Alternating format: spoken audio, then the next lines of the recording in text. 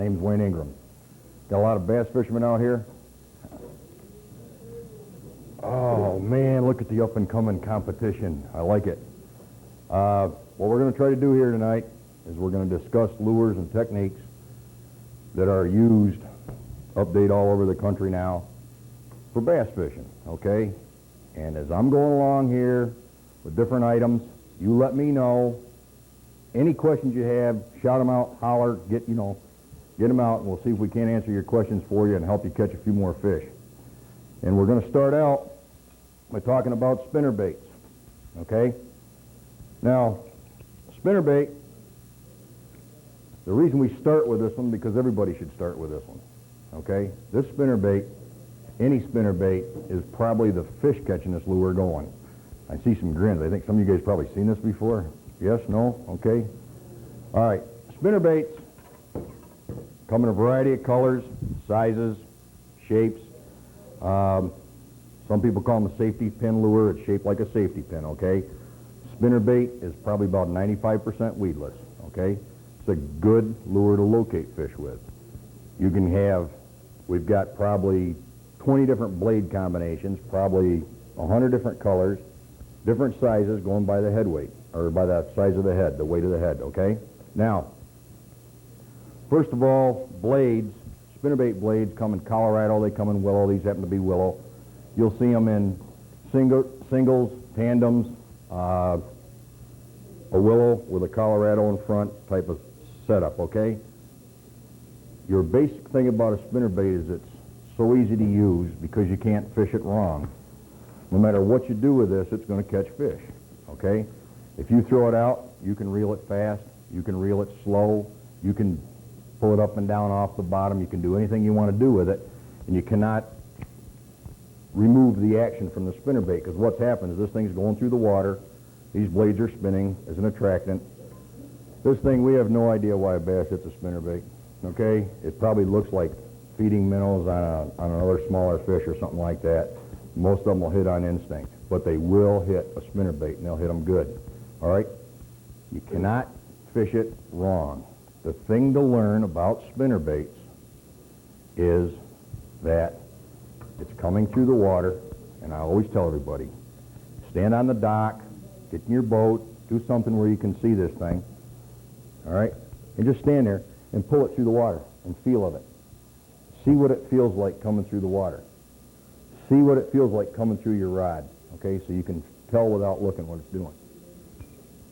And any time that action changes, set the hook.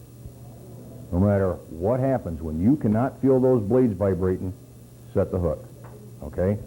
Because a lot of times, a good fish will grab this thing like this, and all he does is stop the blades, and he'll swim with this lure. He'll swim to the boat, he'll swim away from the shore, whatever, okay?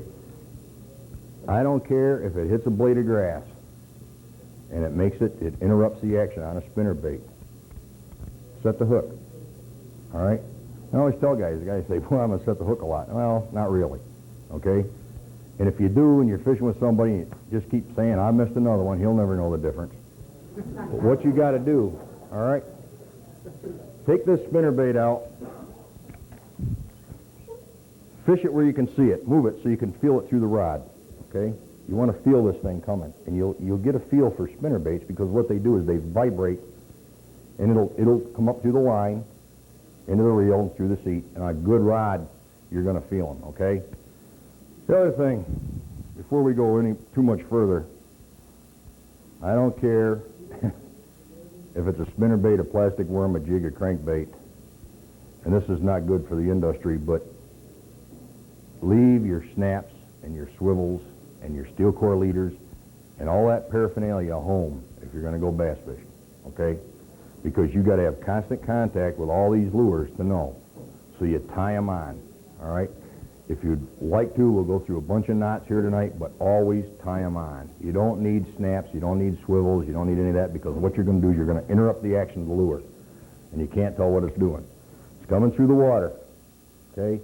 You can bring it over the stumps. The thing is weedless. You can bring it through the grass. You can bring it over the rock piles. You can bring it any place you want to. These are out here. They're covering this hook. And that fish will grab this thing. He'll grab it from the side, grab it from the back. they'll hit a spinnerbait. Now, I always tell everybody, a light color spinnerbait, bright clear day. All right? Chartreuse colors give a contrast, okay, in somewhat dirty water. Not dark, murky, but somewhat dirty, stained water, okay? Brackish water, maybe. And black in dark, deep, dark, dirty water, okay, or at night. All right, because the fish needs the contrast to see that black against the sky or the black against the ground. You'd think the white, but the white will disappear. He can't see it. You need your dark colors when it's dark and your light colors when it's light in a spinnerbait. Take them out. And I always tell people, take your spinnerbait out and leave everything else behind. I mean, I've caught trout on these. I've caught walleyes on these, northern pike, love them. You can catch just about any fish that swims on a spinnerbait. And it's an easy casting lure, and it's a great lure to locate fish. You know, you're going to start fishing with a spinnerbait or plastic worm. You find your fish with your spinnerbait and use the plastic worm to catch them, or the jig to catch them up to bring up the big fish. All right? Spinnerbaits. Every tackle box should have a bunch. Now, a few things about them. You go to the store, you're looking for a spinnerbait. Spinnerbaits are like automobiles. You're going to get what you pay for, okay? You're going to find spinnerbaits. This swivel back here is very important, the swivel on the last blade, okay? A good spinnerbait's going to have a ball-bearing swivel. A good spinnerbait's going to have a good-sized, long shank hook, all right? You can buy spinnerbaits for 79 cents, and you're going to get a little barrel swivel here, and you're going to get a little tiny hook. And every time that you set the hook, it's going to come back without the fish. You got to get a good spinnerbait if you're going to fish a spinnerbait. No particular brand, just find the one, walk into the shop, find the ones that got the good swivels, the good hooks in them, then pick out the one that you like the best out of that bunch, all right? We say light for light, dark for dark, and an off-color chartreuse, brown, gold, something like that for a contrast in murky water, okay? But you're going to catch more fish, and you're going to hear me say this 1,000 times a night, you're going to catch more fish on the lure that you like the looks of more than you are one that I'm telling you what color to throw, okay? Because you feel confidence in that lure. As you're like a shotgun. You got some guns you can pull up to your shoulder and you know you're going to hit something, and you got other guns that just don't fit. Fishing lures are the same way. You find the one that looks good to you.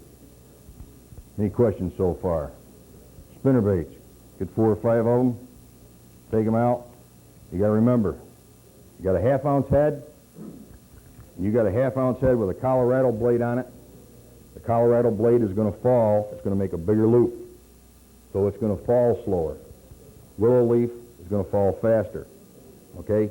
Coming through the weeds. A willow leaf will come through the weeds easier than a Colorado. If you're going to be fishing something with a lot of grass, then you should be fishing a willow leaf spinnerbait. If you're going to be fishing open water, rock piles, and you need a real slow drop, like on a rock ledge, you're fishing smallmouth or something, then you should use a Colorado blade. Okay? That's one thing you will find. Spinnerbaits. Take them out and fish them. Yes, go ahead. What's that going to do to your line tied right on? What's it going to do to it? Nothing. Not a thing. Won't twist.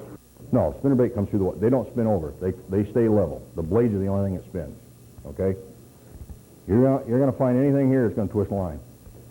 That I'll guarantee you. You get into MEPs and things like that, little tiny spinners. I don't want to mention any names, but the little spinner, abus and all those will twist line, but that whole body's thing. This is just coming through the water. The only thing that's spinning on this is the blades. Any other questions? Spinnerbaits. Okay? Good medium action rod. Something with a little beef in it, in the handle.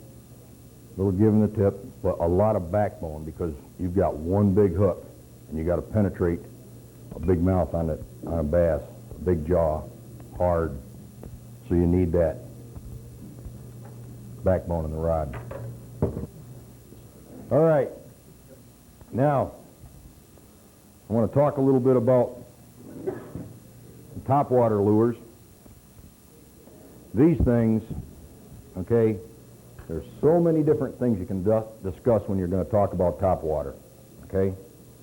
Topwater lures are good certain times of the year, certain times of the day, okay?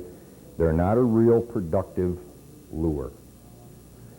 If all the means are there for topwater, then you'll know it because that's the only thing those fish will hit that day, all right? Now, what I want to talk about first of all is a topwater type of minnow lure, okay? This one happens to set on its tail in the water, and what you do is you pop these things along the top of the surface and then let them go back to rest. And it's working like an injured minnow. And all these things that we're going to talk about will come back to each other, okay? We're going to talk about some crankbaits and how they injured minnows and whatever. But with topwater, have any of you here seen the part of the seminar we did up in Cortland one year? Maybe on Joe's show or something? Because I got a little story I'd like to tell about some topwater that Joe and I were out fishing one day. And when we get talking about topwater, it always comes to me because it's such an unrealistic story. And Joe here will verify. But Joe and I were out fishing one day in this big lake, and there was a lot of trees down in the water, logs laying down in the water, you know. And Joe and I were fishing along the shore, and there was this squirrel. And he was sitting on this log right down by the edge of the water, and he's sitting there and he's eating on this little hickory nut. He's sitting there and he's chewing on this hickory nut, getting his belly full. And we're probably just a few yards away, you know, short time, probably just about a cast away from there. And darn if this big, and I'm talking probably 10.5, 11-pound bass, largemouth, come up, grab that squirrel, down he went. And I said, my God, Joe, did you see that? He said, yeah. He said, I can't believe it either. Back me if I'm wrong, Joe. Okay. Now, being the bass fisherman that I think I am, I'm going to catch this fish. So I decided probably topwater is going to be the way to go. So this is what this story reminds me of, is going up there with some topwater stuff and working it around. And I played with the topwater, and I played with a plastic worm in there, and I played with a spinnerbait in there, and we put some jigs out. I don't know, what do you think, Joe? 2.5 hours worth of fishing? Huh? But couldn't catch that fish. So I said, that's it. Let's go. No plastic squirrels. I said, let's go. Well, we started on down the side of the lake, and I heard a noise back there, and I turned around and looked. And you know what I saw? This is the truth. You know what I saw? That bass has come back up, and he's putting another nut up on that log.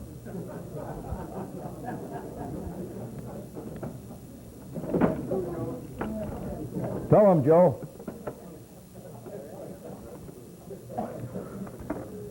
Now, when we talk topwater, okay, we have topwater buzz baits. You throw these out, they work. There's simple wire form like a spinnerbait, okay, and they come through the water and they make a bubbling noise. And you have different variations of these. I mean, they'll come in just like spinnerbaits, all different sizes, all different colors. You've got these oddball soft things you throw out in the lily pads and whatever. And a lot of you ever caught fish on topwater? Have you? What's the biggest thing that happens to you when you're fishing something that's on top? Whoa! And you pull it back and he's gone. Not even there. Well, let me give you a little secret.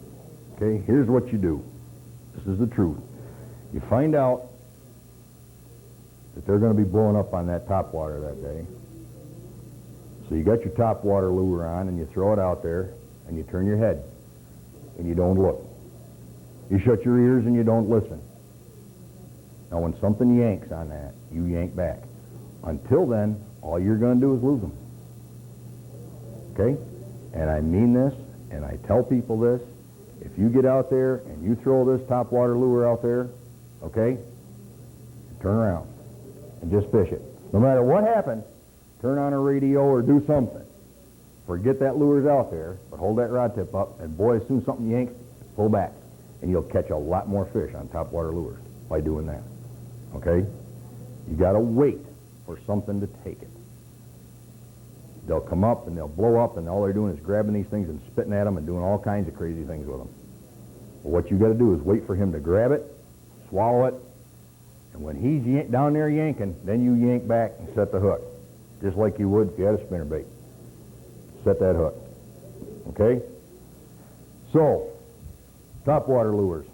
You're going to find, you get out maybe fishing some of these reservoirs, a lot of smallmouth in them, or some of the lakes with smallmouth.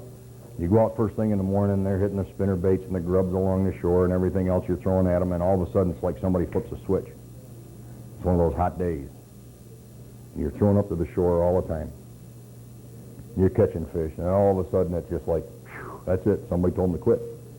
Put your topwater lure on, doing a boat facing your boat, start fishing out there. And that's where you're going to find them smallmouth. Down there, probably 10, 12 feet below the surface. And they will blow up on a topwater at that time because it aggravates them. They're out there resting. And that works. When they shut off, just turn around and start fishing out here. And them smallmouth will be there. Okay? Topwater is so basically simple. I don't know if you have any questions on it at all. There are certain lures that, you know, the stick baits that have all different kinds of actions. I'm sure you've all heard of the Zero Spooks and the Slapsticks and Devil's Horse and the Woodwalker and, you know, the Panatella. They're all out there. They'll all do the same thing. And what they do is they aggravate the fish.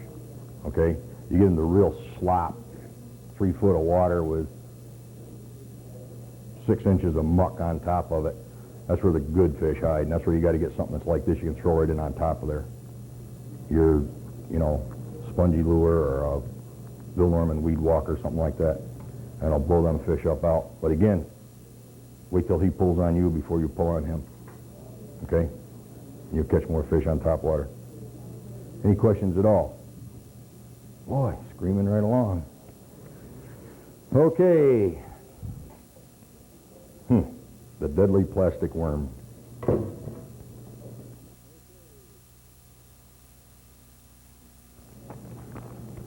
Plastic worm fishing.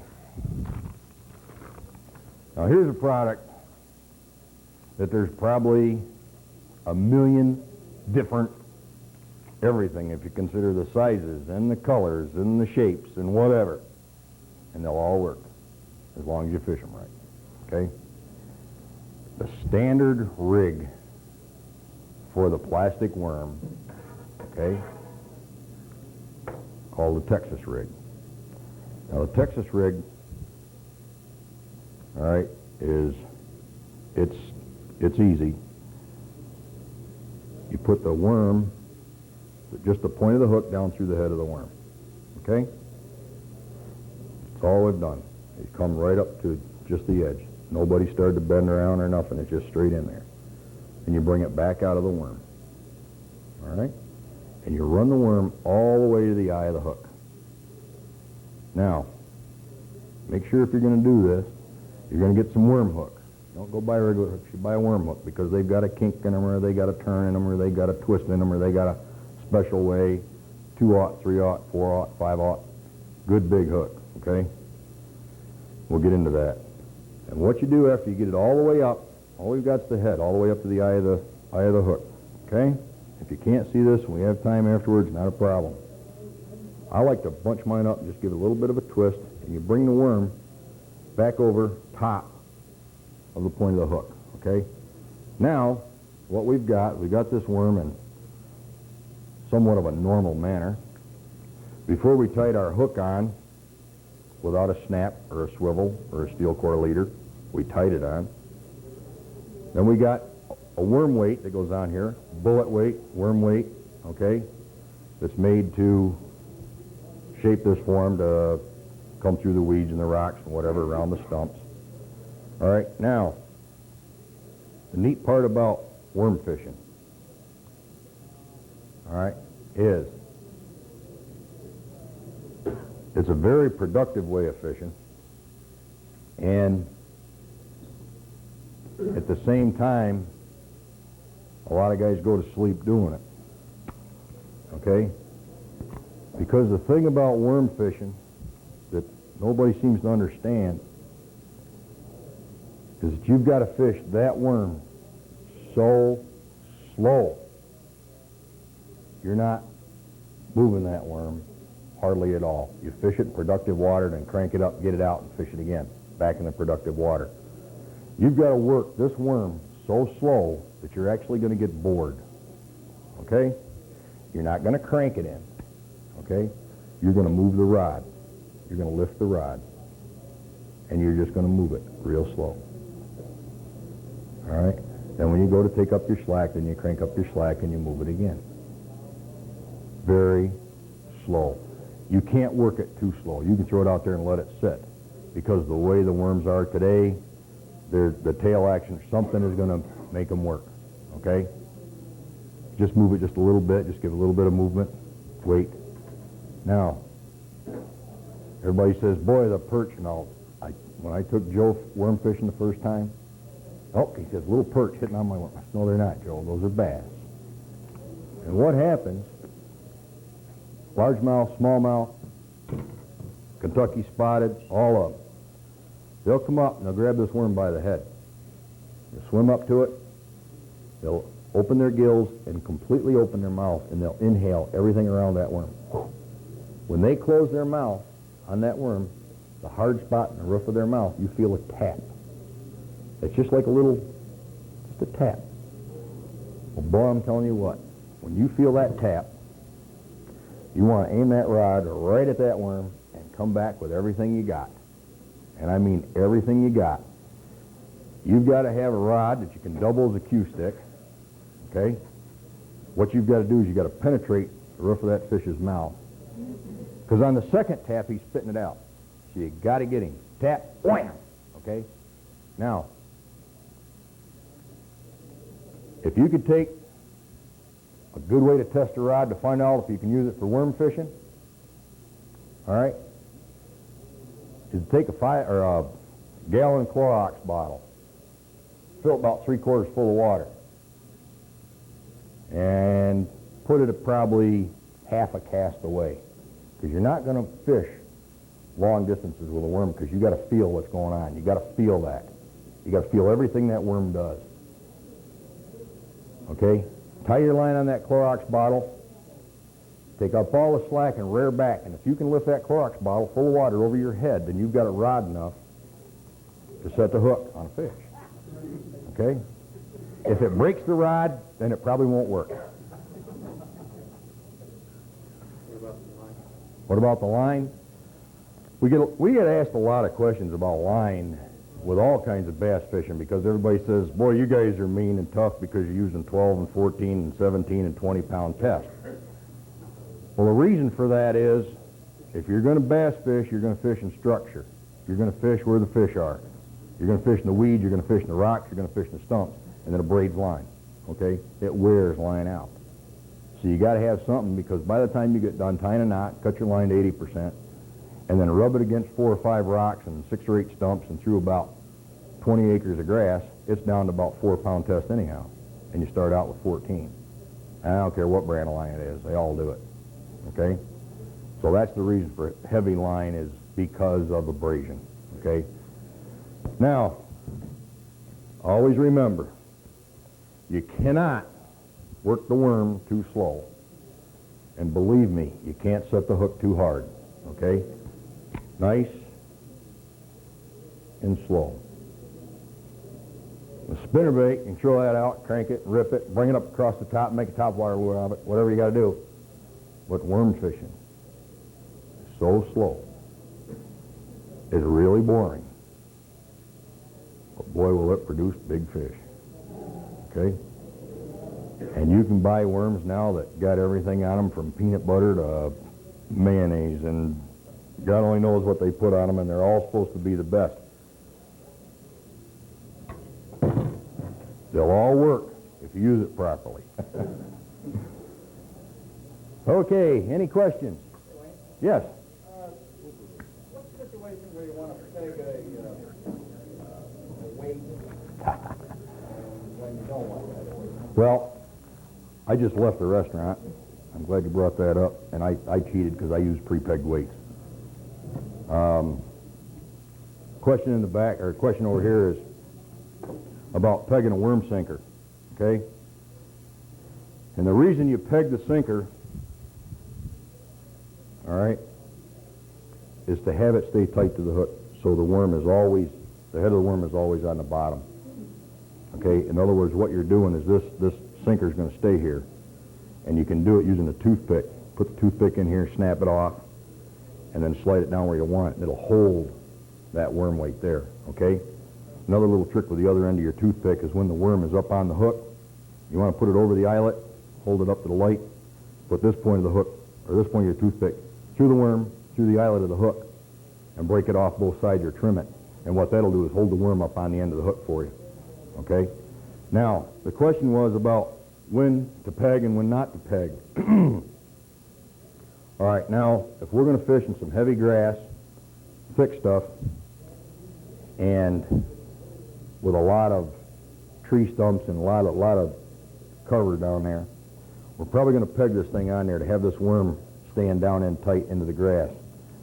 On a drop-off or on something where there's a lot of edges, okay, you can, if you leave the worm sinker loose and bring it to the edge, okay, the worm sinker will slide down the line, go down the edge, and your worm will work its way down the edge, all right? Almost works like a Carolina rig. I don't think you'd find too many guys nowadays that won't peg their sinker on. If you're going to not peg it, then you're probably going to go to a different rig, a Carolina rig or a nail rig or something like that, which is a little bit different setup, but does work. And that's basically putting your worm on like this, just hanging him over the edge. Put a nail, take an old roofing nail, put it right here, just cram it in the end, and throw it, and the worm will stand right on end, just like this, right on end in the water. That's one of the things that you don't tell your best friend, because you'll catch more fish than you will. They call that the wacky worm? Well, it's called a lot of different things. Wacky worm is good, but Did you bury the hook point in that, or just leave it in? that, on that nail hitch, you just leave it wide open. Yeah. Yes, You still have as much, go ahead. Fire away. still have as much trouble hooking them if you put the nail in the end and leave the hook out? I mean, I've had a lot of trouble hooking fish on plastic worms. I don't, maybe How big a hook you using, first of all? 2-aught, 3-aught. Get right up there. 4-aught, 5-aught hook. If you're into big fish, Well, that's what I don't know.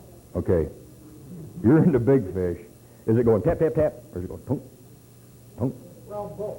Okay, the little tink, tink, tink, tink, those are, Little fish. yeah, those are the pains. You get a lot of exercise, but you Yeah. don't catch any fish. Right. I would go to a bigger hook, okay?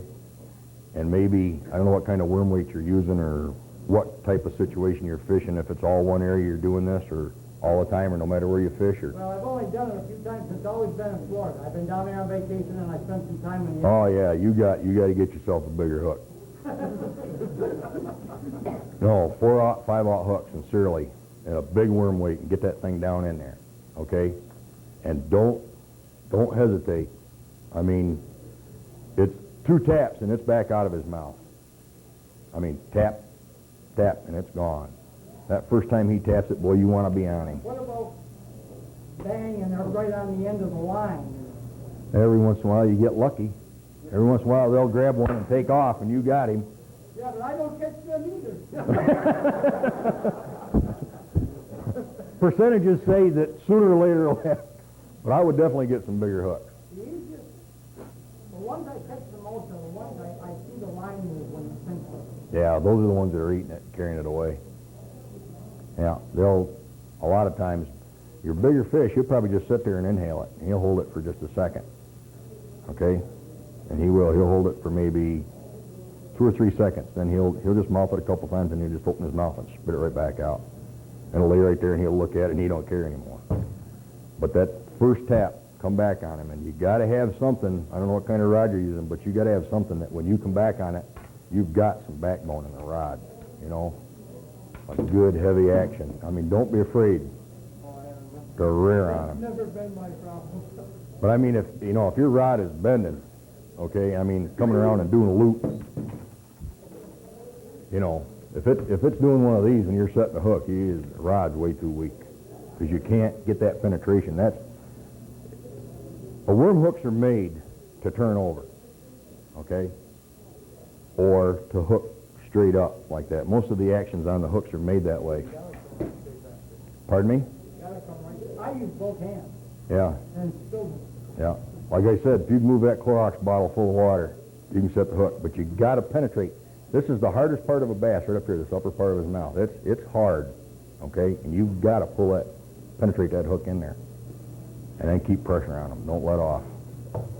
Some more questions back. Go ahead.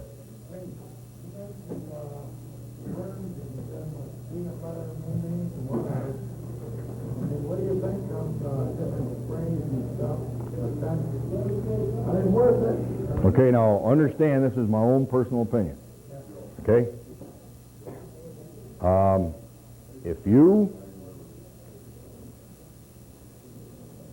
If I've got a can of aerosol fish attractant over here, okay, and I spray it in the water right there, I'm not a firm believer that every fish over there is going to come running over here and see what it is, okay?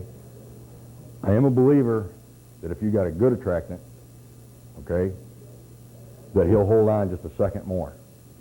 That I do believe. I believe a fish will hold on just a second more to give you another chance at setting the hook, or maybe get the hook penetration a little bit quicker, you know. I carry some in my boat, but most of the time it goes for a ride. That's my personal opinion. Yes, go ahead.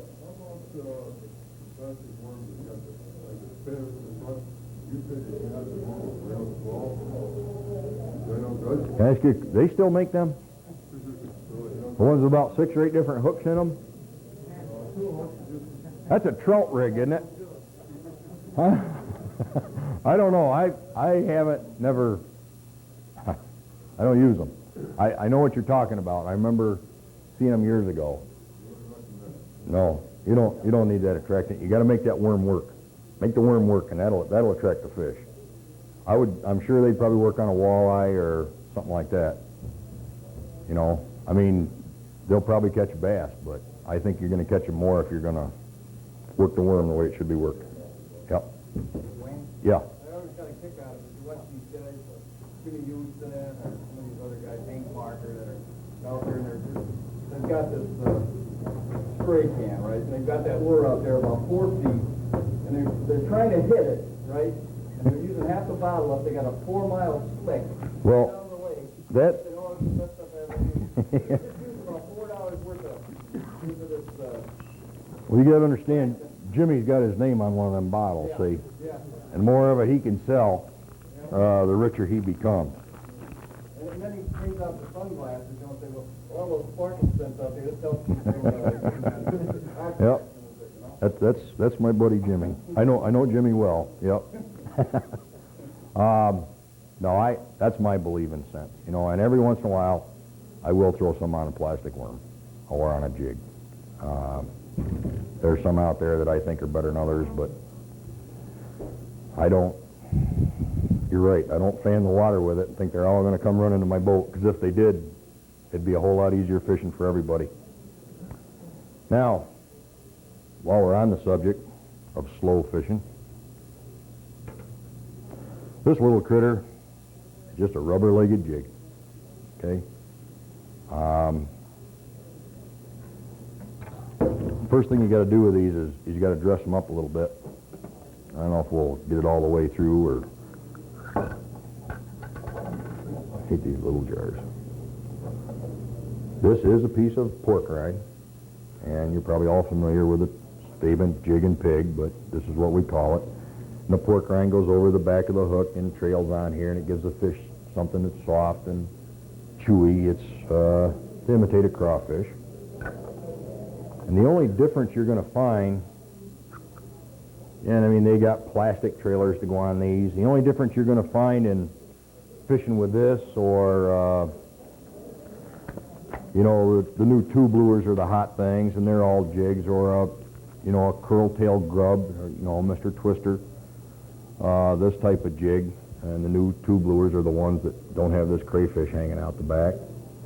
The only thing different you're going to find fishing one of these and fishing a plastic worm is every once in a while you can move this a little bit faster, because no matter what it is you're going to try to imitate with a plastic worm, because you can only imitate a worm laying on the bottom or a snake, because they will feed on them. But this is a crayfish, and what you got to do is move it like a crayfish. And what you got to remember is every time you lift the rod this far, that thing will move about 4 times the length of this table. So it's just little slight movements. And again, all you're going to get is that tap. Okay? No matter what kind of jig you're going to use. Okay? Excuse me. A lead-headed jig with a curl-tail grub on it. The tube lures. Big jig and pork, you know, and they'll come in, again, 100 different colors. And they're probably about 12 different sizes. And these are probably the more effective at times than a plastic worm. But your patience will really wear out with these things, because the best thing about using a jig as compared to a worm, and you'll find this holds true no matter where you fish in the United States. Plastic worm, rock bass will hit them, okay? The bluegills will hit them, the perch will hit them, okay? All those little panfish species, none of them will touch that. They may try, but it's not going to do them any good.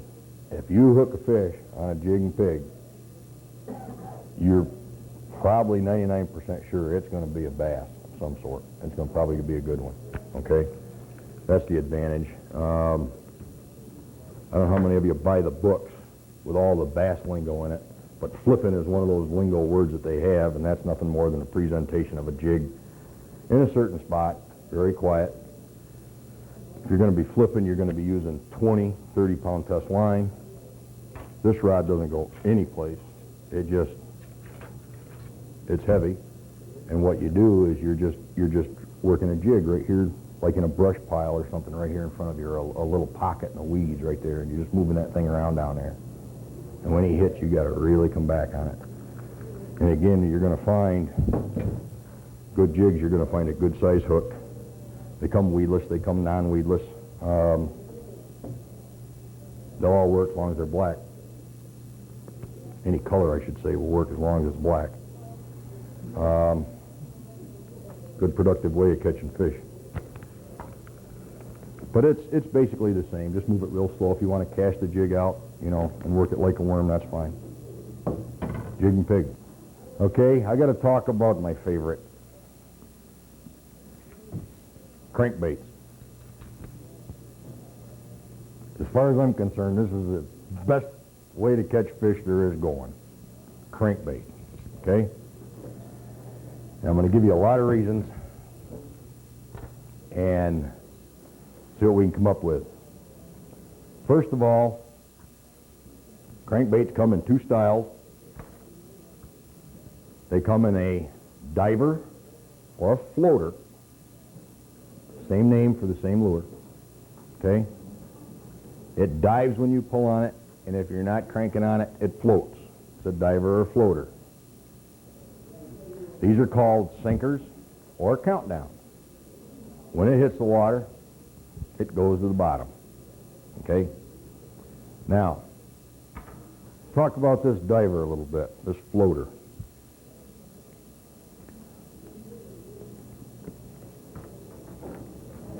All crankbaits, all the manufacturers in the United States today that manufacture crankbait, Bagley, Bomber, Bill Norman, all of them, their designers were airplane mechanics. Okay?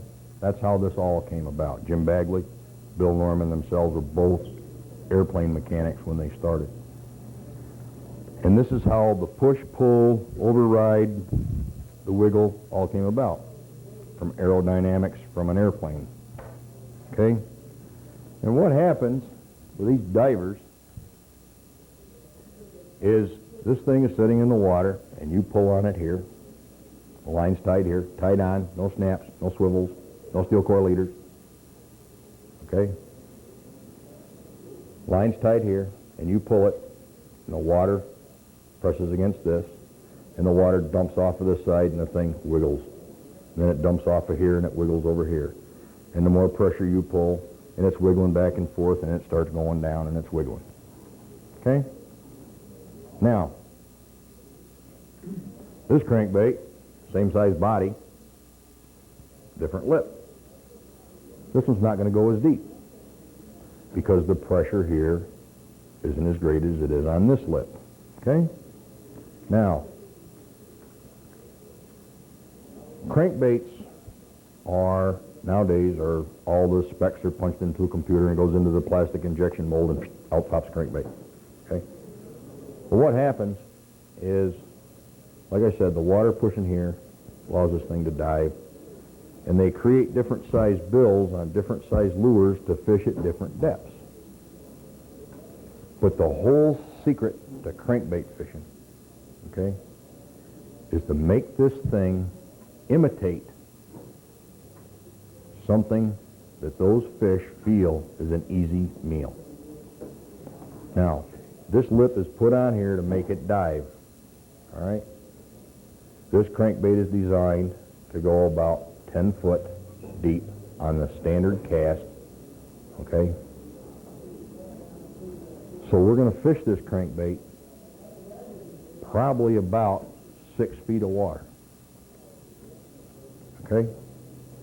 We want this lip down on the bottom, digging and churning and carrying on and going crazy, running into sticks and stumps and just making a mess down there, okay, getting tangled up. Because those fish know that that's something in trouble, okay? Think about this. This will come into effect now, the rattle. They've all got rattle, okay? A crayfish, a minnow, a bluegill, all other species of fish, shad, all those minnows, whenever it makes a turn, if it's being scared, if it's injured, makes a rattling noise every time it rounds a corner, okay? Now, all bass, smallmouth, largemouth, Kentucky spotted, all trout, all northerns, all muskies, all walleyes, every fish that swims has a lateral line down their side. Some of them you can see it more than others, okay? That lateral line says, easy meal. I can hear that distress signal from that minnow, from that crayfish, from that perch, from whatever, okay? That's what triggers the strike. Now, if you throw this thing out 20 feet of water and it dives down 10 feet and it comes swimming by, that's not distress. That's not an easy meal. He really don't care. Okay? He wants something he knows it's an easy meal, something that he's going to be grabbing it and he's going to eat it. Okay? Mother Nature also built into these fish that this thing coming through the water, if it is injured, even if I'm not hungry, I'm going to grab it, crush it, kill it, and spit it out. Well, if it's full of hooks, he has a tough time spitting it out. Okay?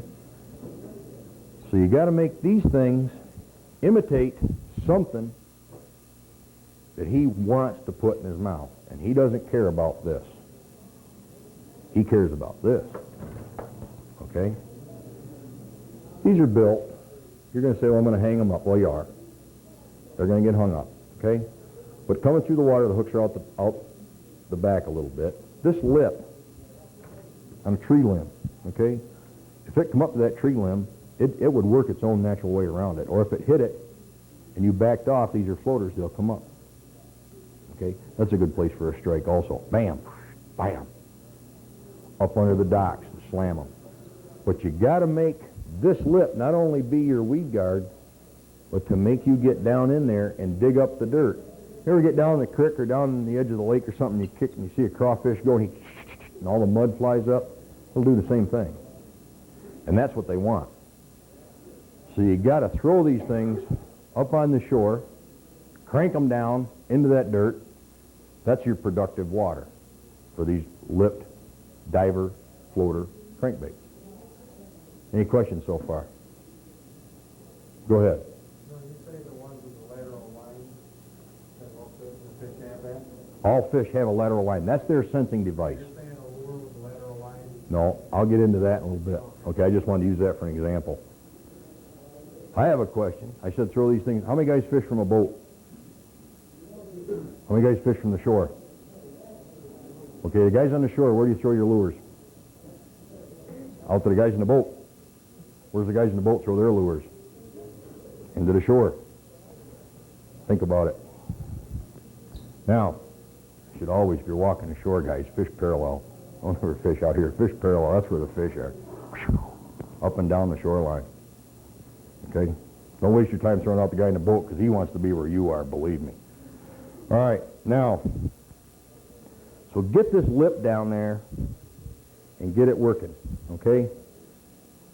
So when you go into the shop and you know where you're going to be fishing or you need an array of crankbaits, you get a shallow diver, a medium diver, a deep diver, and you fish to that depth if you want to fish a lip crankbait, okay? Now, countdown, they hit the water and they sink. They drop about a foot per second, most of them. All the manufacturers that make a countdown lure or sinking crankbait drop about a foot per second. So if you want to fish this thing in 10 feet of water, when it hits the water, slowly count to 10, start fishing.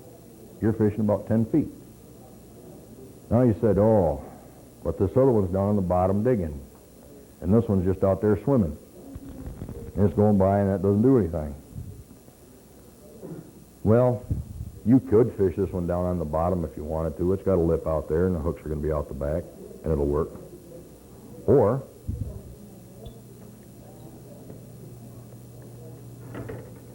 the ever popular fishing rod.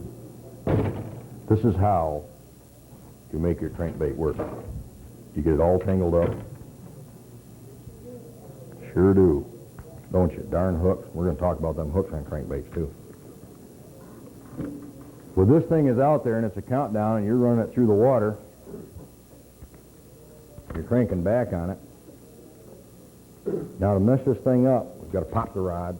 We've got to crank real fast, crank real slow, pop the rod, twitch the rod, do whatever we got to do to make this thing come through the water. Like that. That's what they're looking for. They're not looking for this. They're looking for this. Okay? That noise. All right? So on your countdowns, that's what you got to do. You got to twitch it. Pop it. Crank it fast. Crank it slow. Do whatever you got to do to make this thing act like it's injured, to make those rattles attract the fish. Okay? Now, countdowns, divers. Okay? There's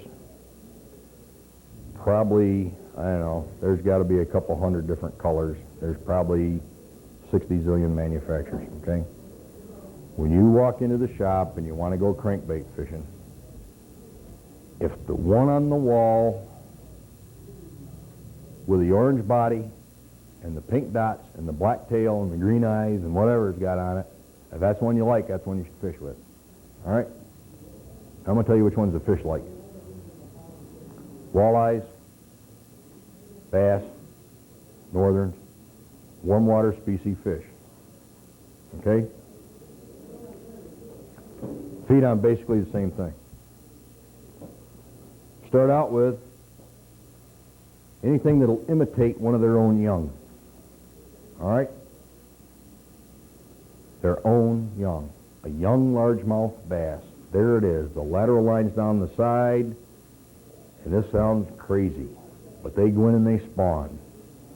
And they're all done spawning, and that little nest of little ones are all scattered all over, but they're in the immediate area. It's an easy meal. I know where they're at. They grow up a little bit, go back and feed on them. They feed on their own young. Anything that looks like their own young is a good color for a crankbait. That's number one. Okay? Number two color is any combination of chartreuse you want to come up with. Okay? This imitates perch, bluegills, crappies, rock bass. This is the color, the hue given off by those small panfish to a bass, walleye, northern, whatever. Okay? Perch, bluegills, crappie. So it's a chartreuse. So now we got two colors. Okay?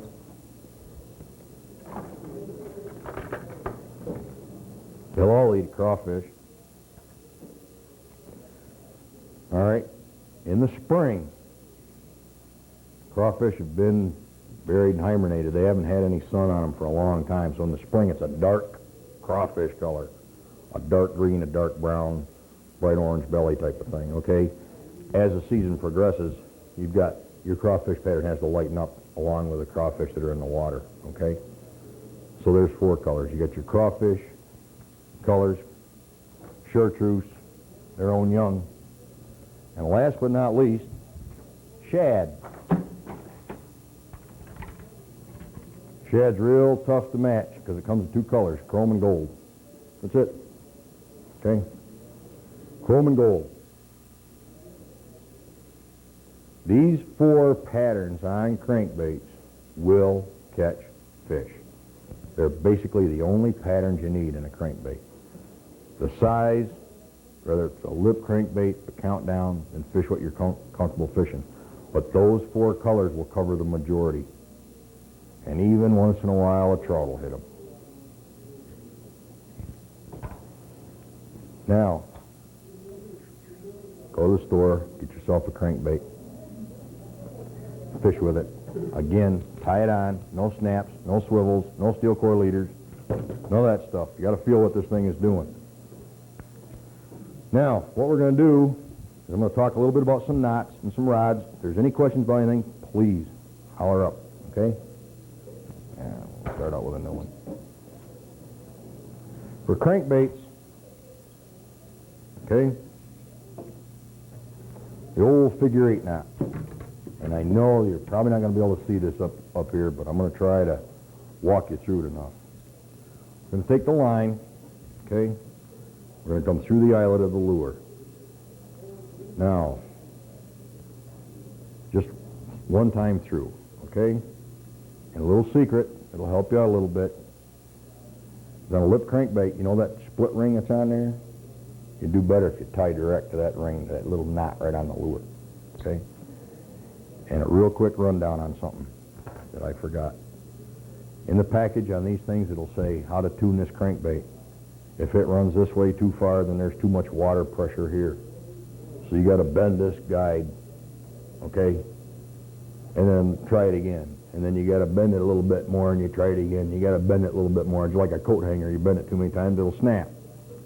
So what you do is if the crankbait's running uphill all the time, not running true, it's going this way, okay? There's too much water pressure on this side. Reach in your pocket, take out your pocket knife, and go one scrape, then try it. You don't have to bend this thing. If you bend this thing, you're going to weaken it. Just take the jackknife and go one scrape down the side. It's obviously got too much water pressure on it. If it takes two, it may take two. But that's a whole lot better than bending those things on there, okay? Back to tying this knot. What I've done, I've gone once through the loop. Just once through, all right? Now, I'm going to take the double line, take it in half, okay? I've got the tag end over here with me, here. I'm going to make 3 turns. 1, 2, 3. Now I've formed a loop, still got my tag end over here, and this lure is going back through this loop here. Okay? Now, what I've done is formed a figure 8. It's called a figure 8 knot. Be it a figure 8 knot, a double clinch, any kind of knot you're going to tie, we're always going to tie direct. You wet it. Always wet your knots. When we draw this one up, okay, if I'm out fishing, I hold the knot and I bring it down close to the eyelet. what I've got now is I've got a double strength of line at the lure. Okay, I've got a loop here. I've got a little bit of room to let this crankbait work, but I'm still in constant direct touch with it and not with this weak link eyelet like on there. Okay? I've got a loop here, double strength of line, and I can feel that everything this lure is doing. All right? That's your knot you use for crankbaits. Now, you guys like to fish a lot of northern pike? Or you ever catch northern pike? Well, I'll tell you what, they will eat up spinnerbaits, and they'll eat up crankbaits, they'll eat up plastic worms, they'll eat up all that stuff. And you say, oh, I put my steel core leader on there, and I was listening to that guy in Endicott at the seminar, and he said, don't use them steel core leaders. I'm losing a lot of lures, he's making a lot of money. No. Tell you what you do. You go to the pet shop, or you find a friend in the hospital, somebody works in the hospital, and have them bring you back about 3 foot of plastic tubing. In the pet shop, it costs you, I think it's 15 cents. For 3 feet, it's about a nickel a foot. You know the kind that makes the bubbles go up in the tank? Works real well. And you don't have to spend $1.98 on a steel core leader that'll interrupt the action of the lure. Okay? You can do it on your spinnerbaits, you do it on your plastic worms, you do it on all those lures. If you're going to be fishing around where the northerns are and the walleyes, you don't want to lose lures. Now, to go one step a little bit further, see what happens with it. With this crankbait, okay?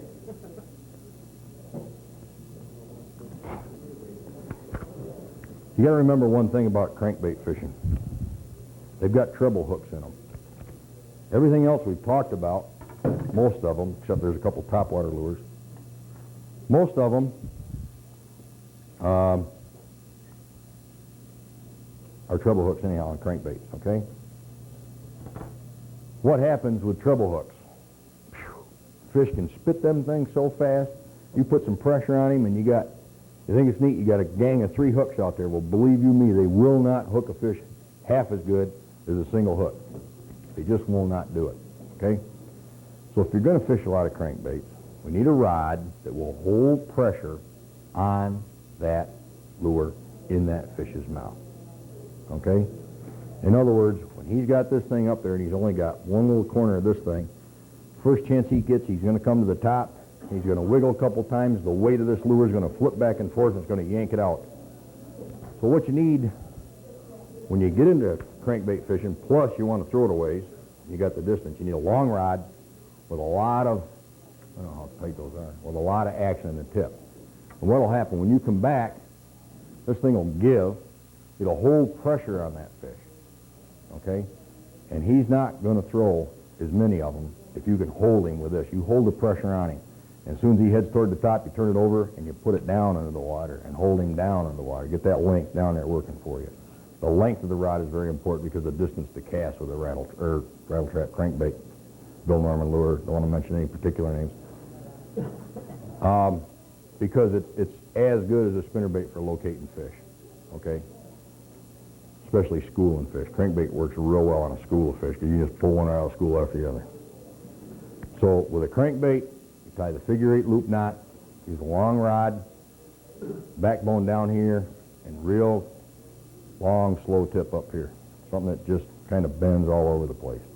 Keep the pressure on the fish, okay?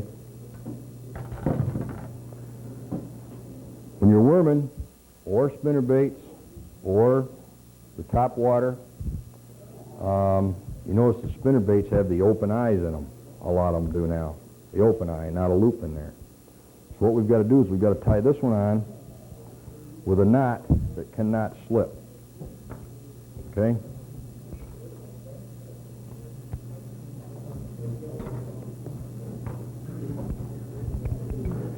And also very important when you're fishing the jig. Because the jig, when that jig goes down, settles down in the water, you want the knot tight enough so that it doesn't settle down like this. You want it to settle like this. So when you tie this knot on this loop, you want that knot to hold that jig in that position, not like this.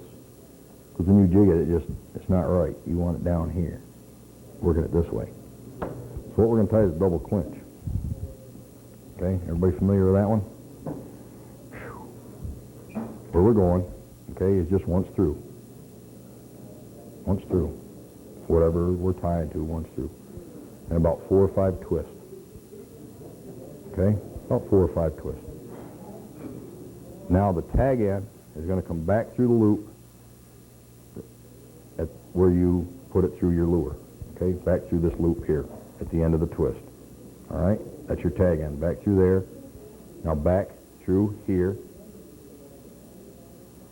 And just before we draw it down, we... All right. Wet it. So that when we throw this spinnerbait out, and we feel the blades quit moving, we've got to set that hook. Set that hook, set that hook, set that hook. You're going to catch a whole lot more fish if every time something doesn't feel right on your crankbait, your spinnerbait, your plastic worm, your jig, whatever. When it doesn't feel right, set the hook. Don't be afraid to come back on it. And your buddy is saying, boy, you're setting the hook a lot. Well, hopefully you're putting a lot more fish in the boat than he is. Okay? Who cares? Who cares? Oh, I missed one. He'll never know the difference. He'll never know. Oh, geez, I missed one. Phew. He'll never know the difference. Set the hook. Set the hook. Feel the lures. Okay? Fish with a plastic worm, you need a rod with some backbone in it. Okay? Crankbait, a long rod, spinnerbaits, or top water. A good rod to use is a medium action, something with a little bit of... You want heavy strength down to about here, and then the quick tip to come back, because you got to set the hook hard. Okay? I like to use the light jigs on a spinning rod that's short, but with some backbone to it. Okay, so I can feel here. You can feel these things. This type of rod telescopes right into the handle here, and you can feel what this thing is doing because you're going to work these real slow. Okay, light line here in the spring when you got to fish real deep. Reels. It's probably obvious, and everybody seems to be. If you fellas out there are using bait casters, that's fine. The fellas that aren't, once you get using one of these, you're going to find out that a bait casting reel, level wind reel, whatever you want to call it, is more accurate. It's more positive, okay? What you've got in a spinning reel is you've got this metal strap out here going around and around and around, gathering this line and putting it on this spool, okay? And it comes off with memory, and then it goes back on the opposite way. This stuff always comes off the same, and it's winding itself. There's nothing here but this spool of line going around just taking it up, okay? They're a lot more positive in that aspect. You want to come back, set the hook, you can make these things jump and kick and carry on. These will not do that. A good one won't. You come back and it's set, okay? Got a question back there. Go ahead. Since you're a kid, you go to something like that, isn't that going to be kind of hard to get used to? What you want to do is you want to stay away from the water. I'm serious. You want to put some line on and put an old bolt or nut on there and stay away from the water. Because what you're going to be concerned about is catching a fish or where it's going. And tell people, get out in the yard. You know, people drive by and look at that wacko out there. He thinks he's fishing in the yard. So what? Who cares? Okay? That's right. We don't care. Go out and learn how to use this thing. And you don't throw these, you toss them. And they just go. And they can be so accurate. Because whether you're using spinning equipment or casting equipment, if you let go of that line right, your line's going to go where your thumb points anyhow. Wherever your thumb is pointing, that's where that line's going. That's where it's going. Where your thumb is pointing, that's where that line's going. You don't go overhand. Sure, you can go overhand, you can go side hand, you can go back, you know. Do they backlash a lot? When you're starting out, they certainly do. By the way, that's called a professional overrun. It's not called a backlash. It's called a professional overrun. Okay. But once you get used to it, okay, You're not going to beat these things for accuracy. They're not that hard to learn how to use, but too many people try to throw them. You got to toss it. Okay? Yeah, go ahead. What kind of line do you put on that casting rod? Kind of line? You mean monofilament? Over braided? Yeah. Yeah, that's monofilament. You'll find they'll work better with a heavier line on them too. Use 12, 14-pound test line. They'll cast a whole lot better than they will with 6 or 8. Because 6 or 8 pound test, light lines will, what we call cloud. If you could take this thing and go and throw it, and then look down here and watch it, the whole spool line swells way up, okay? And the heavier lines won't do it like the light lines will really come out. Once they come out there like that, they'll catch on themselves. But they are. You can go out with them, and I'll tell you right straight out, they say backlash free, and we put magnets in it, and we got a Super Duty brake in here and all that. You learn how to use it, you don't have to worry about it. Okay? Sincerely. There's no magnets or anything on these. What size line do you recommend? Depends on where you're fishing, what kind of structure. The lightest I use at all, well, I take that back. I use 6-pound test on a spinning line early in the season in the spring. You know, if you got to fish real deep, or late in the fall if you got to fish 50, 60 feet of water. I know you've seen the small tube lures, the little things like this called a Gets It, or super tubes, or jiglets, or whatever they're called. You can put one of those on a 16-ounce head on a medium action casting rod and throw it from here to wherever you got to fish, over to that walleye case over there, without any problem at all. Well, I don't want to throw it beyond productive water. You're going to find out one thing about bass fishing, that if a guy is a professional bass fisherman, he's 20 yards from his target and casts within 6 inches of it, and the guy that isn't is within 40 yards of it and casts within 2 feet. You know what I'm saying? You got to get up close and fish. You don't need, if you're going to fish long, you're going to throw something a long ways to see if you can find fish, go with your crankbaits. Once you've found them, you're going to fish with the small jigs or the jiglets or whatever you want to call it, close to this, from here to that door opening. That's all you need. Okay? And you can throw it that far accurate, 16th-ounce head on something like this, after you get used to them, with 10-pound test line. It can be done. Yes, sir. Go ahead. Do you actually thumb the reel once that lure is going to hit the water, prevent this professional overrun, or and also how do you adjust the weight of each lure to the just till the tree falls? Yeah, what you do is mine will be all out of whack, but when you start out, what they want you to do is have this thing so when it drops, okay, when you put your button in, okay, this thing is just barely supposed to move. Okay? In other words, I don't know if I can get mine up there or not. Yeah, about like that. Just want it to just barely move, okay? And that's where they want you to start on your casting adjustment. I like mine so I can throw it. All right. Yeah, you do thumb them. And I'm right-handed. I cast this way, and while the lure's in the air, I swap hands, and when it hits the water, I just start cranking and start fishing. You just fall into it. It's like walking, you know. You do it every day. It's like walking. You just naturally throw it and swap hands and start cranking. Now, do you thumb it before it actually hits the water, or when it's just about going to hit the water? No, I'm going to miss my mark. I want my thumb there to stop it. You know, if it's going to be out where I got to stop it or something, yeah. But I will thumb it with this hand. I'll throw it and then I'll flop over it and I'll thumb it with this one. Thumb with this hand. Throw with this one, thumb with this one, crank with this one. Any questions at all about anything? Go ahead. Use the fluorescent line? I've got Cortland monofilament on here. That's a camouflage line that I like real well. Our playing on too, and whatever. And I like to hide my line. You know, or you're fishing such short distances, and you're fishing. You know, you're right on top of these fish already, and there's no sense throwing something in there that's going to spook them. And whether fish can see line or not, I don't know. I feel confident in the dark-colored lines and the camouflage lines. Any other questions at all? I guess I'm all set. Thank you all for coming.